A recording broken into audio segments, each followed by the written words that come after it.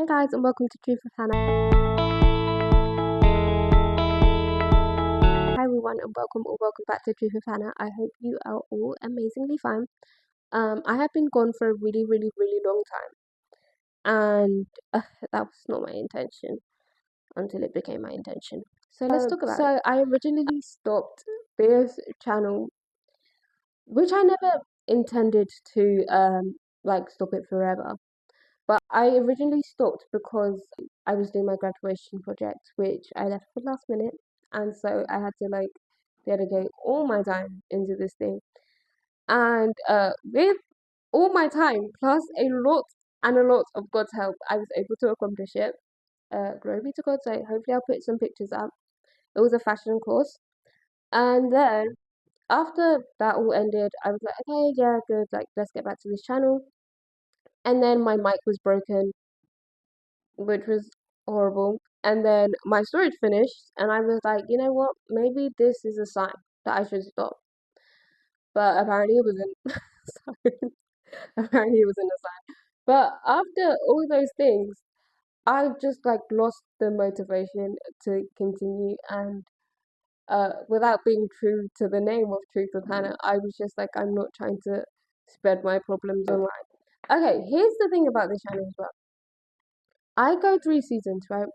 The time I've been gone is been up and really, really, really down. Okay, so a lot of ups and lots of downs, lots of ups, lots of downs. And my thing is, as much as I want to be truthful with struggles as a Christian girl, etc., etc., I don't want to just be negative. Okay, so I will not talk if it's just going to be negativity coming out my mouth. Like if there's going to be negativity, I always want a way out of the negativity, if you get what I mean. Which is not an excuse why I didn't come on, because here's the thing: if I take my negativity, right, and I write it out, God will always come and put some positivity in. And I think that actually originally started because of my mum. Shout out to my mum. Because I used to write out my depression on paper, but it was just negative, negative, negative, negative. And my mum, she told me if you read the Psalms, right, like it shows how David was feeling, but he always ends with his hope is in the Lord. He never just lets himself dwell in the negativity. He always has he always shows him calling on the Lord, and he always shows how he trusts in the Lord through this season. So I guess first I used to do it manually. I used to try and at the end put some, but I know God will get me through. But then after that, I guess it just became automatic, and God will always answer me through my own writing. So that's why I started writing out my problems with the intent of what is God trying to say to me. So during this season of my lack of motivation and my absolute lack of willpower to do anything, to be honest, I wrote out some of my thoughts, which I will read in a second. So this was a season where it was me versus me. And that's why I named it, because it was quite literally what the name is. It was me trying to, okay, I guess there was three me's, okay? I don't want to sound uh actual mental, but here it goes. There's three me's. There's the me that wants to follow God's will, okay? There's the me that doesn't want to follow God's will, and it's the fleshly desires, the just wanting to conform to the world, okay? And then there's me that picks which me I'm going to be. I hope I've explained that, because I generally don't know a better way to explain that. So those were the three me's. And the me that was picking knew the right me to pick. I feel like I sound insane, but sure. So that was what was going on. So I wrote this out, which all happened January, February, March, April. We are gonna lie, but I wrote this out in February. And so this is the problem as well. Before I get to the reading, this was a season that I'd like never seen before. I think that's probably why it was like so hard for me, because I had never been in this like, it was like crossroads season. I've been like down, sure, and there was a season I just used to like cry at the altar, like knowing that I was so broken. The also problem is I don't have an explanation as to why I'm a broken human, but maybe it's just because I'm human. And so I was like, God, if you don't fix me, nobody else will. So that was that season I went through, which was also a down season. There was also a down season that I just let myself be down, and that was horrible, obviously.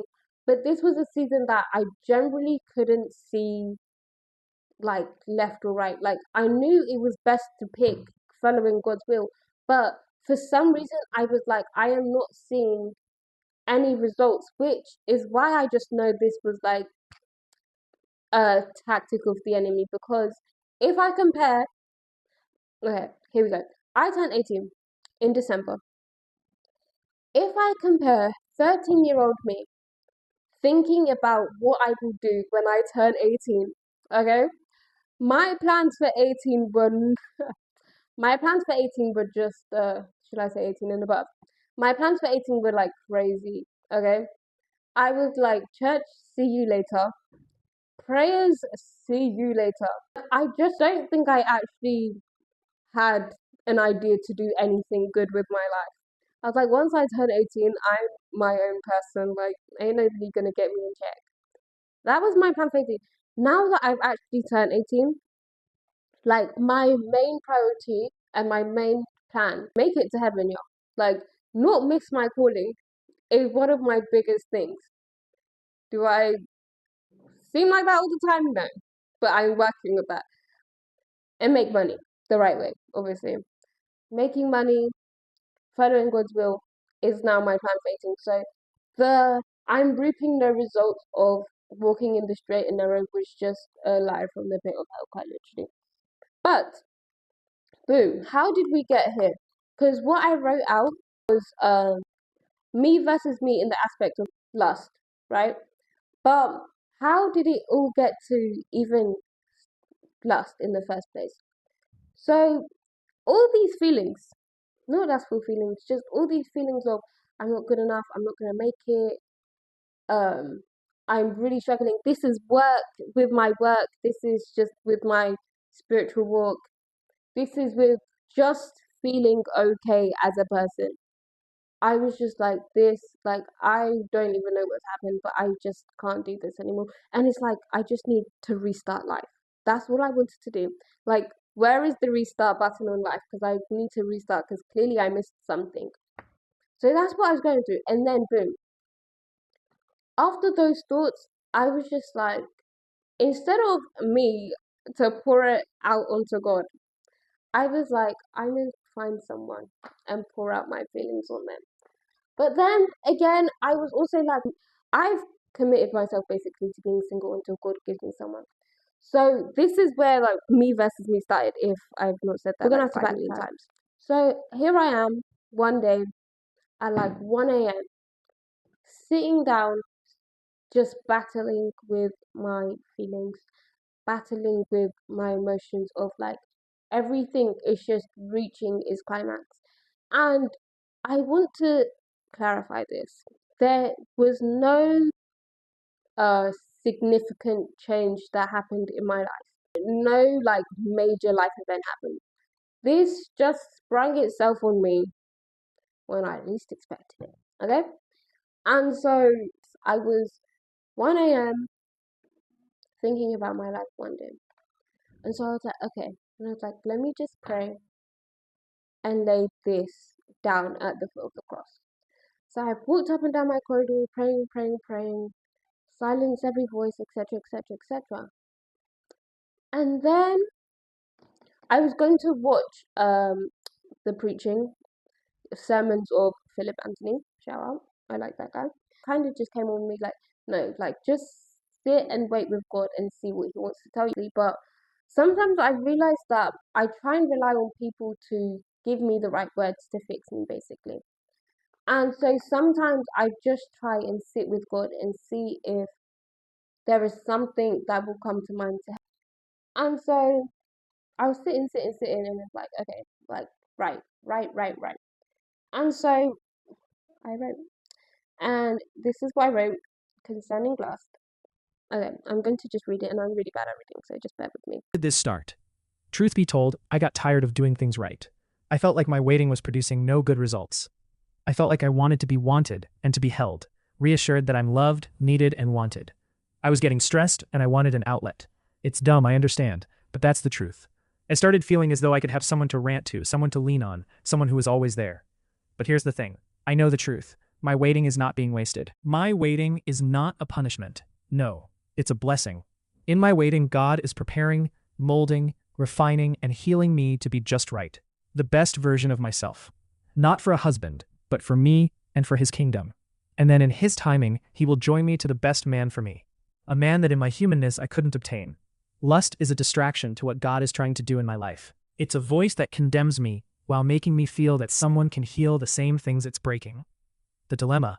I'm in a battle with myself. Me versus me. I'm fighting a battle that I can't quite express, a battle that confuses me. It's me versus me, but I can't quite tell whose side I'm on. I have vowed my lips to God.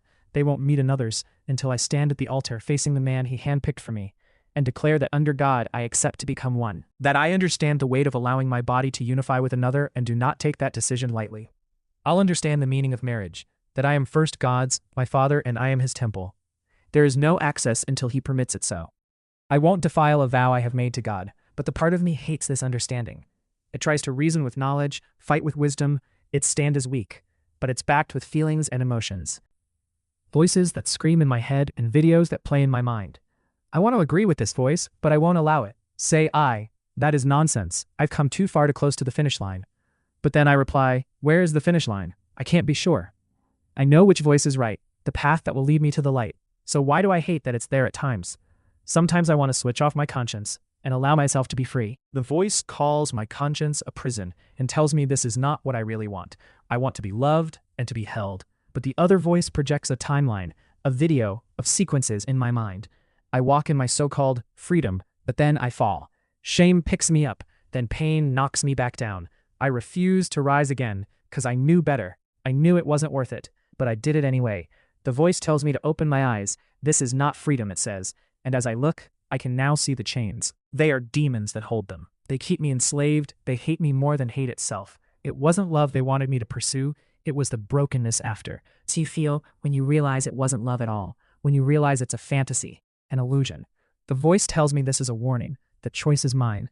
I know what's right, so I can't blame sin or Satan himself that my desire are rooted in nonsense with no head or tail. In reality, I'm saying I want to be burned by a flame in the open that was easy to see. It makes no sense.